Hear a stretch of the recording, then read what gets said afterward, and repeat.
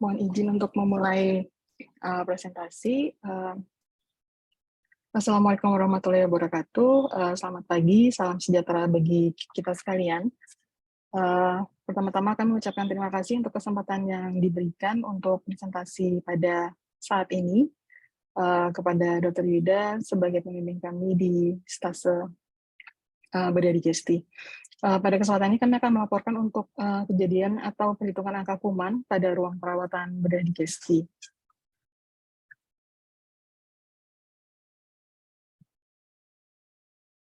Sebagai pendahuluan di sini bahwa udara dan lingkungan merupakan tempat yang potensial untuk berkembangnya mikroorganisme dan kualitas udara di ruang-ruang perawatan rumah sakit. Di sini perlu diperhatikan karena udara dapat menjadi media penularan penyakit, demikian pula dengan benda yang disentuh oleh banyak orang. Dengan kejadian peningkatan hospital acquired infections atau infeksi nosokomial di sini pada layanan kesehatan menjadi salah satu indikator mutu pada layanan tersebut, karena adanya HAIS atau hospital acquired infection ini dapat meningkatkan biaya dan juga masa pengobatan, sehingga perlu dimonitoring kualitas udara dan juga jumlah kuman pada benda di dalam ruangan tersebut secara berkala. Nah, dari keputusan Menteri Kesehatan nomor 1204 tahun 2004 dan nomor 7 2019 tentang persyaratan kesehatan lingkungan di rumah sakit, di sini kami ambil untuk indeks angka kuman menurut fungsi ruang dan unit. Dari ruang unit operasi di sini, konsentrasi maksimum mikroorganisme di sini diperlukan 10 CFU per meter kubik. Dan untuk lantai dinding harus bersih dengan tingkat kebersihan 0 sampai 5 CFU per cm persegi dan bebas patogen serta gas gangren. Mohon maaf, dokter. Mohon izin saya terlambat. Iya, lanjut aja. Saya lanjutkan. Saya lanjutkan, Dokter Eka, tidak apa-apa. Baik, untuk tujuan kegiatan yang selama ini kami lakukan di ruang di stase bedah digesti, ini kita menghitung perkiraan angka kuman di udara di ruang OK 406 dan Bangsal Cendana 2, kemudian menghitung jumlah koloni di permukaan beberapa benda yang sering dipegang oleh petugas seperti keran dan kemudian mengetahui beberapa bakteri yang teridentifikasi dari pemeriksaan di polidigestif, Bangsal Cendana, dan ruang OK. Next.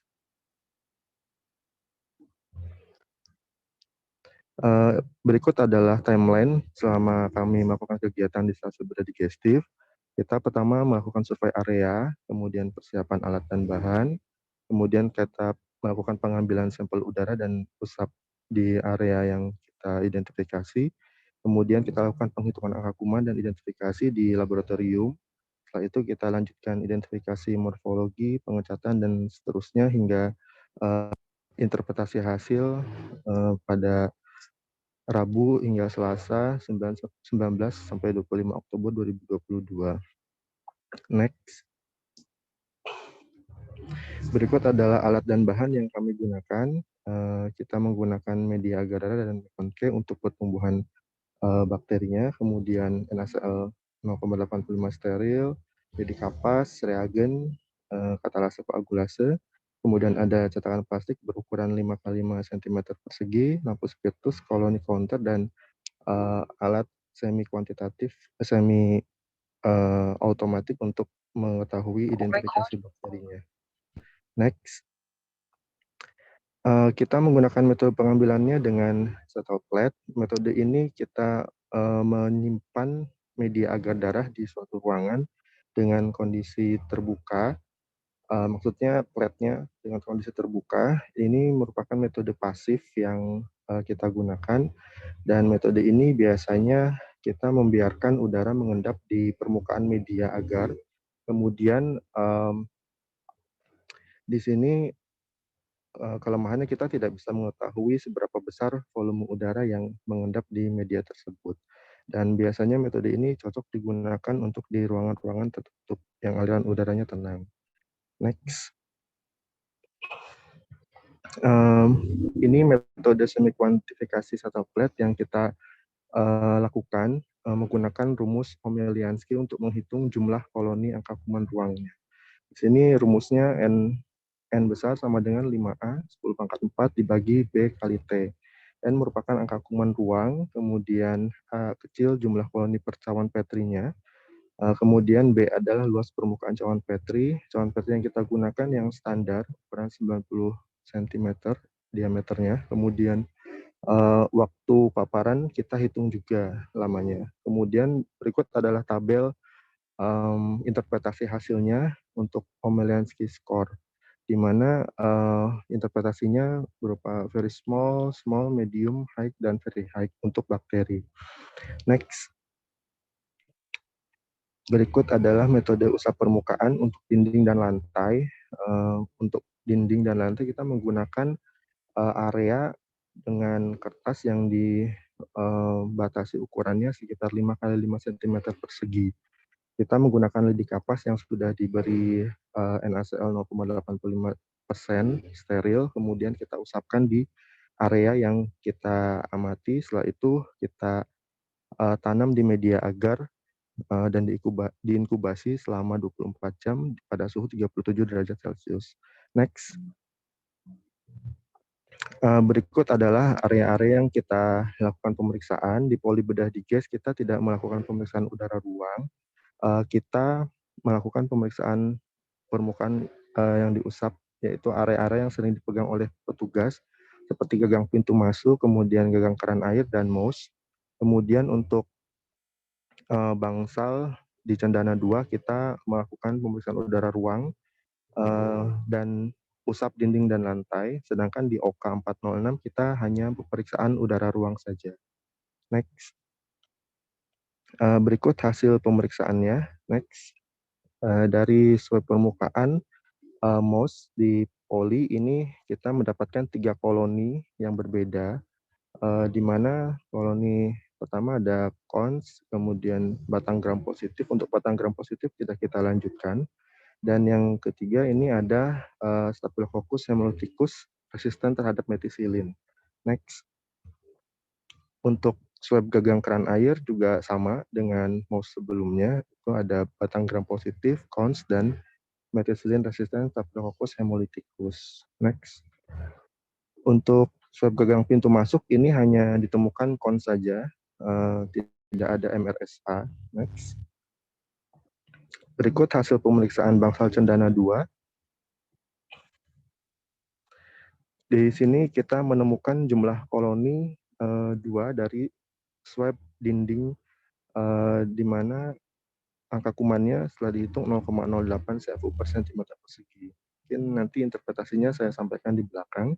Next. Untuk swab lantai, di sini cukup banyak, ada 360 koloni per 25 cm persegi, sehingga angka kumannya cukup tinggi 14,4 CFU per cm persegi. Next. Untuk udara dari bangsal Cendana 2, di sini ditemukan ada 4 koloni yang berbeda, di mana angka kumannya yaitu 6,5 10 × 2 CFU per meter persegi, per meter kubik maksud saya. Untuk koloni, untuk bakteri yang ditemukan di sini ada cons, batang gram positif, kemudian ada MRSH, dan ada Burkholderia cephacea. Next. Untuk di ruang OK 406, ini kami menggunakan denah, di mana ada 2 pintu masuk. Kita beri nama pintu utara, pintu selatan, pintu exit, dan pintu utara dari pintu exit, serta nomor 5 ini lokasi di tengah atau di bed operasi. Next.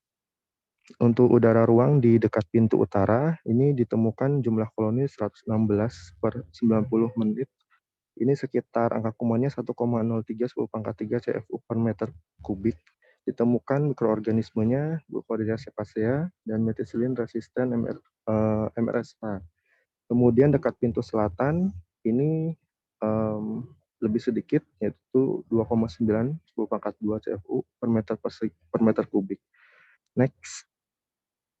Ini yang di dekat pintu exit, kemudian dan di ruang sebelah utara dari pintu exit. Next. Ini yang di dekat dengan bed operasi. Next. Nah, ini sudah saya rangkum hasilnya dan interpretasinya. Jadi, mungkin saya ulangi lagi untuk poli bedah di gas, dari gagang pintu kita hanya menemukan cons, dari keran air kita menemukan MRSH, dari MOS juga ditemukan MRSH, kemudian dari bangsal cendana 2, dari swab dinding kita menemukan 0,08 per cm persegi. Ini jika di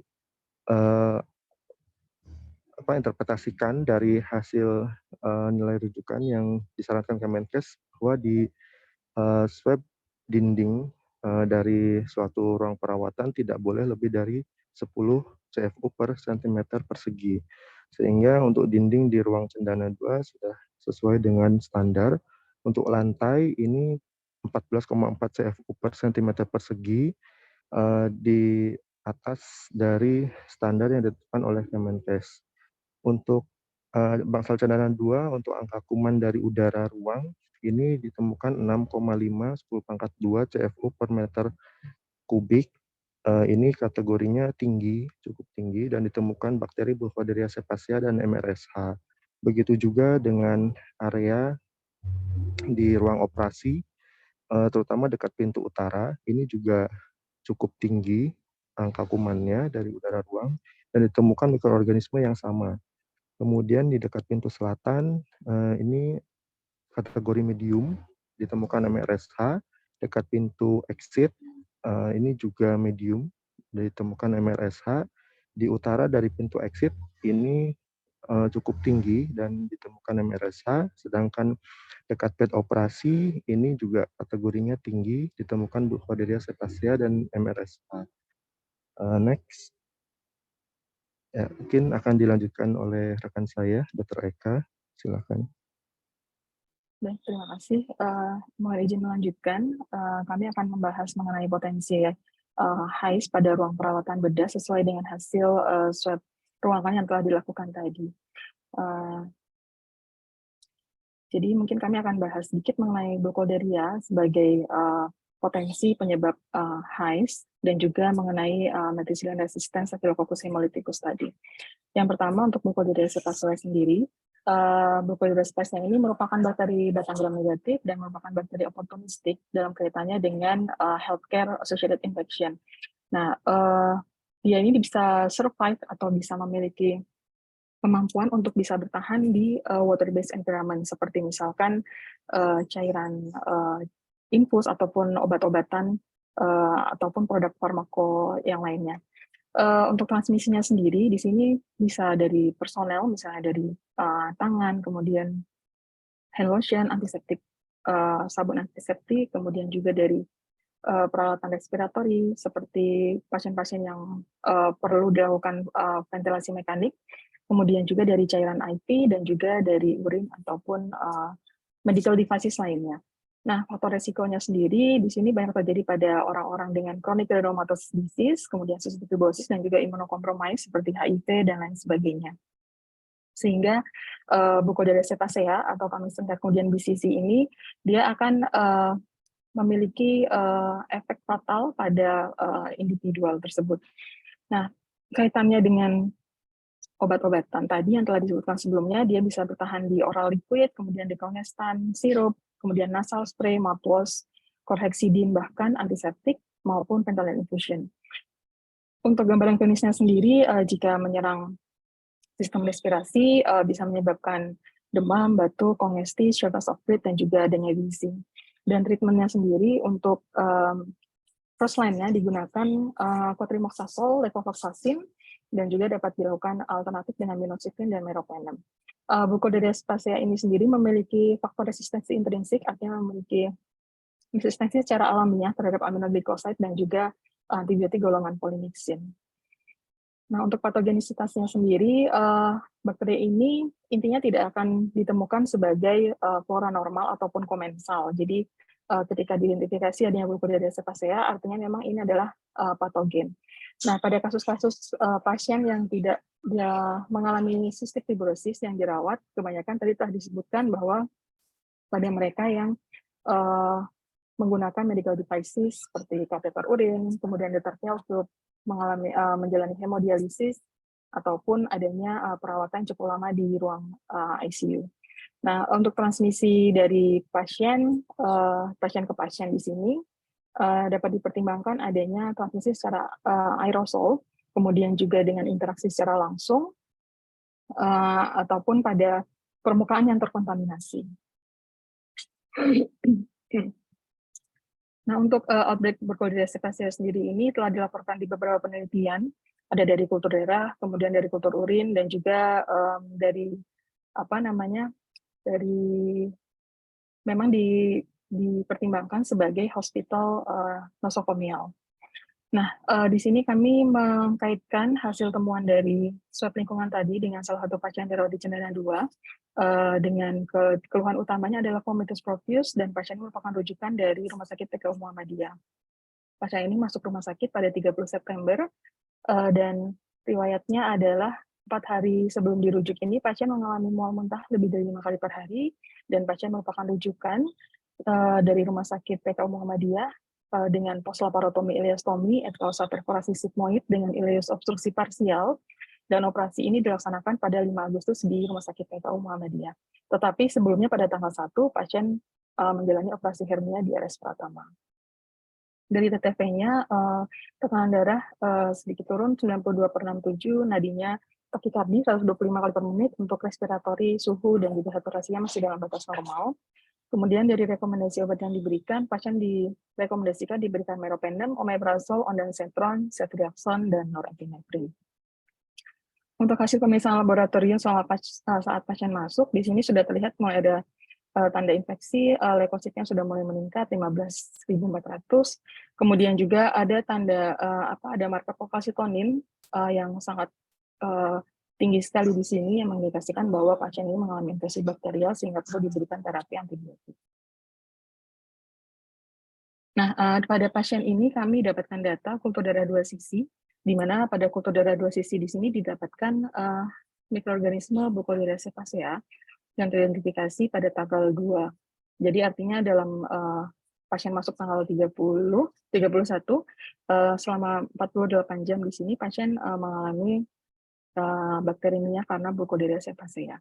Dan dari hasil uji sensitivitasnya di sini pasien mendapatkan terapi meropenem, sudah sesuai dengan uji sensitivitasnya sensitif meropenem. Dari pemeriksaan radiologi, di sini dari abdomen 3 posisi dapatkan kesan mengarah gambaran gastric outlet obstruction dan tidak tampak gambaran asites maupun pneumoperitoneum. Nah, untuk terapi antibiotik yang diberikan di sini sudah sesuai, di sini pasien diberikan dengan meropenem, akan tetapi pada hari kedua perawatan pasien pindah ke HCU, kemudian dilanjutkan terapi meropenem, dan juga diberikan terapi ampicillin injeksi, cefixime, dan juga ceftriaxone. Nah, kesimpulan pada pasien ini adalah pada identifikasi Burkholderia cephacea pada kultur darah, dikatakan memang Burkholderia cephacea ini merupakan kuman patogen dari rumah sakit. Akan tetapi pada pasien ini tidak bisa ditetapkan infeksi tersebut didapatkan dari rumah sakit yang mana, karena dalam 1 bulan terakhir memang pasien telah menjalani beberapa prosedur pembedahan di rumah sakit yang berbeda. Namun juga perlu dipertimbangkan bahwa Burkholderia ini merupakan patogen oportunistik yang juga telah diidentifikasi dari pemeriksaan kuman luang yang telah dilakukan, yaitu di Cendana 2 dan di OK 406, sehingga perlu dipertimbangkan juga apakah mungkin dapat terjadi transmisi patogen tersebut. Selanjutnya, untuk methicillin resistant Staphylococcus hemolyticus dalam kaitannya dengan penyebaran HAIS, nah di sini perlu diketahui untuk Staphylococcus dikelompokkan ada yang koagulasinya negatif dan positif. Yang sudah sering kita ketahui bersama adalah aureus yang sudah cukup familiar, tetapi ada juga yang koagulasi negatif atau disingkat CONS, koagulasi negatif Staphylococcus. Di pemeriksaan ini didapatkan Staphylococcus hemolyticus. Jadi untuk CONS sendiri atau Staphylococcus hemolyticus itu sebenarnya adalah flora normal dari beberapa bagian tubuh, seperti misalnya di mata, kemudian di hidung, dan juga di kulit sebagian besar, memang merupakan flora normal. Akan tetapi dapat terjadi pergeseran dari kolonisasi menjadi infeksi ketika didapatkan adanya tanda-tanda inflamasi, kemudian pada pasien imunokompromis, medical devices, dan juga hal lainnya yang dapat menyebabkan terjadinya pergeseran kolonisasi menjadi infeksi. Nah, untuk methicillin resistant hemolytic Staphylococcus hemolyticus ini merupakan suatu spesies yang memiliki resistensi terhadap beberapa antibiotik, sehingga perlu diketahui di sini bahwa dia bisa menyebabkan infeksi nosokomial dan juga dapat menyebabkan infeksi pada manusia. Nah, untuk nosocomial isolate dari Staphylococcus hemolyticus di sini menunjukkan adanya level resistensi yang paling tinggi di antara cons yang lainnya untuk antibiotik, sehingga selama perawatan di rumah sakit juga nilai atau angka dari Staphylococcus hemolyticus ini justru ditemukan lebih besar dibandingkan dari Staphylococcus aureus. Kemudian ini saya lewati saja. Dari hasil ada juga yang melakukan survei environment atau survei dari lingkungan di rumah sakit di Jepang. Di sini dilaporkan bahwa untuk Staphylococcus yang paling sering teridentifikasi memang cons, dan juga Staphylococcus hemolyticus 11,8%-nya, bahkan dibandingkan dengan aureus, Staphylococcus yang resisten terhadap methicillin itu atau MRS ini lebih banyak dibandingkan dengan MRSA. Nah, untuk mengurangi atau untuk dekolonisasi dari MRS tersebut, di sini dapat disarankan untuk penggunaan mupirocin. Mupirocin ini adalah antibiotik yang menghambat RNA dan juga sintesis protein, sehingga ketika kita ketahui bahwa didapatkan karier atau misalnya kolonisasi MRS, MRSA ataupun MRSH ataupun Staphylococcus yang lainnya, organisme ini adalah organisme yang memiliki resistensi terhadap banyak antibiotik, sehingga akan terjadi kesulitan untuk terapi untuk eradikasi ketika kondisi ini akan jatuh kepada kondisi infeksi. Jika memang hanya kolonisasi saja, hanya ada atau carrier begitu, dapat dilakukan eradikasi dengan mupirocin. Selanjutnya juga di sini kami menyarankan untuk pembuatan antibiogram yang bisa dibuat untuk bisa memantau atau bisa melihat pola susceptibility, pola sensitivitas dari patogen yang sering ditemukan baik itu di ruang perawatan maupun di rumah sakit. Sehingga kalau sejauh ini yang kami lihat di Sajedo sendiri memang sudah memiliki antibiogram yang selalu diupdate tiap tahun, akan tetapi akan lebih baik jika misalnya pada masing-masing ruang perawatan misalnya ataupun masing-masing Bamsal dapat memiliki antibiogram sendiri, karena pola kumannya belum tentu sama misalkan dengan yang di ICU dengan yang di Bamsal. Sebagai kesimpulan dari identifikasi dari angka kuman yang telah dilakukan, kami identifikasi di sini adalah Burkholderia cephacea dan juga gram positifnya adalah methicillin resistant Staphylococcus hemolyticus di ruang operasi 406 dan juga di Bangsal Cendana 2 serta di Polidiges. Sehingga di sini disarankan perlu dilakukan screening MRS pada nakes yang bertugas dan antibiogram yang dibuat per bangsal perawatan untuk mengetahui pola kuman dan juga memantau pola resistensi. Demikian presentasi dari kami, Dokter. Terima kasih. Ya, terima kasih Dokter Bombang ya, Dr. Bombang dan Dr. Eka. Bombong, Dokter. Oh, Bombong. Sorry. Oh, Bombong. Terima kasih Dr. Bombong dan Dr. Eka ya. Jadi teman-teman residen dan trainee, kadang-kala kita tidak begitu care sama dengan mikrobia yang ada di sekitar kita ya, sehingga kita didapatkan infeksi dapatan di rumah sakit ini yang cukup berbahaya buat kita. Oke, selanjutnya ada pertanyaan buat teman-teman dari mikro, silakan.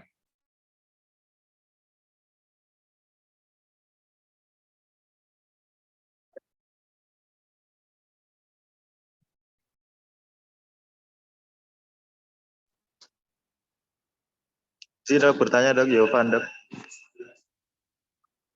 Ya, silakan, Jovan. Dok, kalau terakhir saya lihat itu kan untuk antibiogram di Sarjito itu kan tahun 2021. Apakah untuk yang 2022 sudah ada? Atau kita berdasarkan dari yang antibiogram 2021 itu dulu, dokter? Mohon izin menjawab, dokter.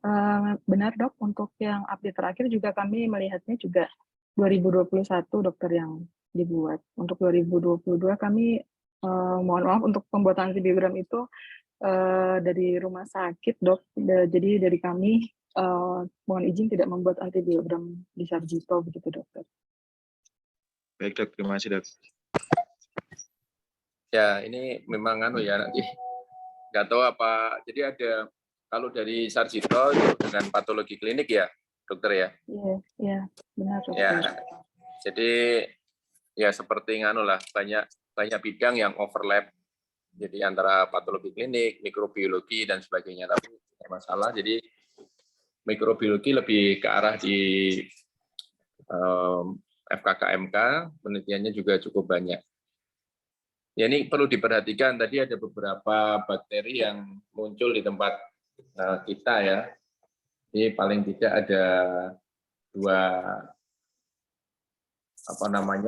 pola kuman yang ada di situ. Saya lihat yang ada tadi adalah Burkholderia cepacia ya, sama sama MRSA ya.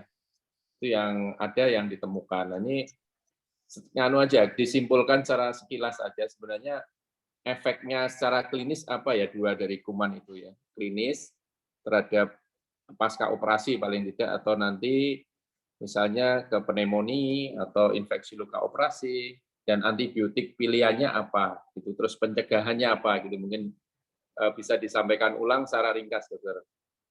Silakan. Izin dokter, untuk Burkholderia cepacia dan MRSA.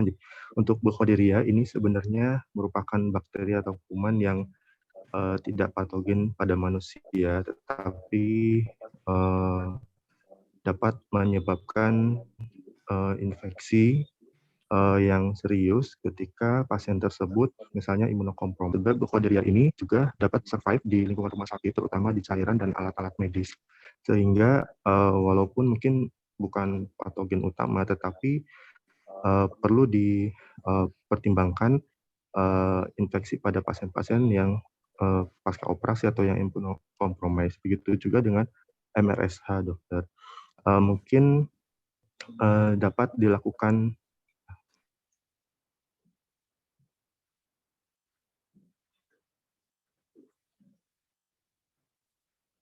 Suara kok hilang ya? Pas saya yang enggak dengar. Memang agak hilang terlempar. gitu. Iya, ya. Mohon maaf tadi saya keluar. Ya, jadi berikut adalah sifat-sifat dari Burkholderia cepacia, di mana ini dapat transmisinya ini dapat ditularkan melalui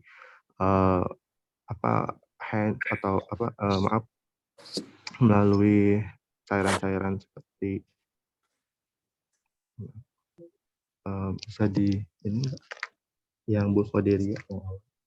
Untuk treatmentnya ya, untuk treatmentnya ini kita biasanya dianjurkan untuk menggunakan cotrimoxazole, antibiotik cotrimoxazole dan levofloxacin itu sebagai pilihan pertama untuk treatment atau antibiotik yang digunakan pada Burkholderia cepacia ini. Mungkin ada tambahan dari Dr. Mohon izin menambahkan, dokter. Jadi sudah menyambung yang disampaikan Dr. Bombong tadi, memang untuk kuman-kuman ini yang perlu dipertimbangkan adalah ketika itu berkolonisasi mungkin tidak akan menyebabkan masalah, dok, karena hanya kolonisasi saja tidak sampai menimbulkan gejala, tetapi akan menimbulkan masalah ketika terjadi infeksi. Ketika terjadi infeksi ini perlu diingat juga bahwa yang teridentifikasi ini adalah kuman-kuman atau bakteri yang memiliki sifat multidrug resisten, sehingga dapat menyebabkan kesulitan, dok, ketika akan dilakukan eradikasi atau pemberian antibiotik, apa yang bisa mengobati infeksi tersebut, seperti itu, Dok. Jadi untuk kembali lagi, kalau misalnya untuk Burkholderia cephacea ini memang kuman rumah sakit sekali, Dok. Memang transmisinya ini didapatkan dari rumah sakit atau secara nosokomial dengan terapi yang tadi sudah disebutkan. Tetapi kalau untuk terdeteksinya methicillin resistant Staphylococcus, nah ini hal yang sebenarnya bisa dicegah, dokter. Untuk pencegahannya sendiri ya tadi telah kami sampaikan dengan screening dari nakes, baik itu perawat ataupun dokter yang merawat. Selain itu juga untuk dekolonisasi dari methicillin resistant ini juga bisa dilakukan, yaitu tadi dengan mupirocin atau dengan mandiklorhexidin selama 5 hari, seperti itu, dokter. Tetapi jika sudah menimbulkan infeksi, golongan methicillin resistant Staphylococcus ini pilihannya dengan menggunakan vancomycin, begitu, dokter. Oke, terima kasih ya. Jadi tadi dari kesimpulan dari disampaikan dari uji swab di ruangan, di kamar operasi, dan di bangsal, di poli ya, poli, bangsal, dan kamar operasi, itu ada Burkholderia cephacea, di mana dia adalah non-patogen sebenarnya ya. Tapi kalau ada immunocompromise, dia bisa menimbulkan gejala-gejala klinis juga, obat-obat dari disampaikan. Terus yang MRSA tadi vancomycin ya, salah satu pilihan antibiotiknya. Oke, masih ada pertanyaan atau tanggapan dari Presiden dan trainee. Saya cuma memberikan masukan buat Presiden dan trainee. Ini adalah penting kita bisa kolaborasi dengan teman-teman mikrobiologi klinis ya sekarang ya. Jadi mereka tidak hanya berpaku pada laboratorium, tapi bisa membantu kita bila mengalami klinis-klinis yang misalnya sepsis dan sebagainya. Ini salah satu kerjasama kita dengan mikrobiologi. Bahkan mungkin riset ataupun yang lain, karya akhir dan sebagainya untuk trainee dan residen, silahkan berkolaborasi. Nanti mungkin juga bisa menjadi bagian syarat untuk kelulusan dan sebagainya. Monggo kalau masih ada pertanyaan, terakhir pertanyaan atau asupan dari senior yang lainnya. Monggo, ini ada Dr. Hendro juga, trainee residen. Izin bertanya, Dok. Ya, silakan Dr. Wawan. Kami di daerah sering kalau sudah mendengar pasien dengan MRSA positif itu agak horor, Dok. Jadi apa yang bisa dilakukan atau diperlukan apa untuk pasien ataupun nakes yang menangani? Apakah perlu di ruangan khusus atau kami pakai APD khusus atau bagaimana? Mohon penjelasan Dr. Eka, Dr. Bombong. Terima kasih. Baik, dokter. Terima kasih untuk pertanyaannya, dokter. Izin menjawab, untuk MRSA sendiri, sepertinya untuk perlu dibedakan ya, dokter, apakah MRSA-nya ini merupakan kolonisasi atau infeksi seperti yang tadi kami sebutkan, dok. Jika memang itu hanya kolonisasi, maka dari itu, dok, mungkin kami sedikit share pengalaman juga bahwa beberapa pasien yang direncanakan pembedahan misalnya secara elektif, dok, dapat dilakukan screening MRSA terlebih dulu, begitu, dokter, untuk mengetahui apakah pasien ini merupakan carrier MRSA ataupun tidak, begitu, dok. Nah, kalau misalnya pasien ini merupakan carrier, bisa dilakukan dekolonisasi tadi, dok, dengan mupirocin ataupun dengan mandiklorhexidin, begitu, dok. Tetapi jika memang terjadi infeksi karena MRSA, ya mungkin perlu dilakukan beberapa kewaspadaan, dok, misalnya seperti kewaspadaan standar seperti cuci tangan, APD, dan lain sebagainya, dan juga mungkin kewaspadaan kontak, begitu, dokter.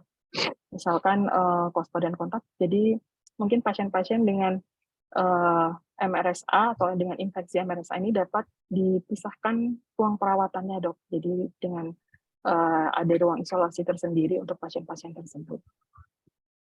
Begitu, dokter. Izin menambahkan, Dr. Eka, mungkin tadi cara screeningnya yang paling mudah biasanya kita menggunakan swab di sekitar nasal atau di hidung, swab di daerah lubang hidung, sehingga kita bisa melihat apakah ada MRSA atau tidak, sehingga ketika ada ditemukan MRSA tidak kita lakukan pembedahan terlebih dahulu atau dilakukan penanganan yang Dokter Eka sarankan tadi. Begitu, Dokter. Ya. Jadi kalau untuk perlakuan tidak ada yang, iya Dok, terima kasih Dok. Iya, silahkan.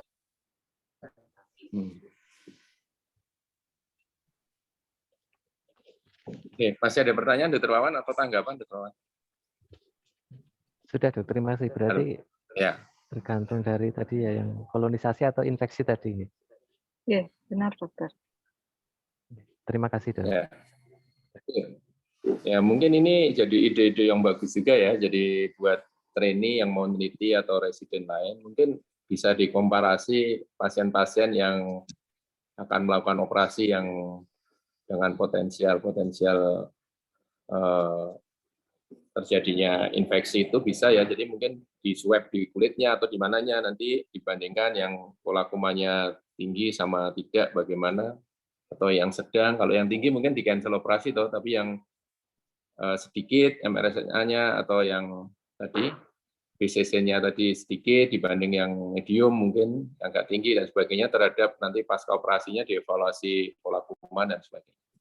Oke, saya pikir ini hal yang bagus ya buat kita. Kadang-kadang kita beberapa kasus karena pneumonia pasca operasi, pasien tidak survive pasca operasi padahal operasinya mungkin simpel dan sebagainya. Ini mungkin bisa menjawab di sana. Selanjutnya, saya pikir kalau tidak ada pertanyaan, saya cukupkan untuk kasus pertama ini. Saya appreciate untuk laporannya bagus ya, dari real untuk swab yang sudah dilakukan, dan moga-moga dari teman-teman bedah membuka wawasan ya. Jadi kita tidak melulu belajar masalah bedah, tapi belajar juga dengan infeksi dan sebagainya. Oke, terima kasih untuk Dr. Bumbang dan Dr. Eka untuk presentasinya.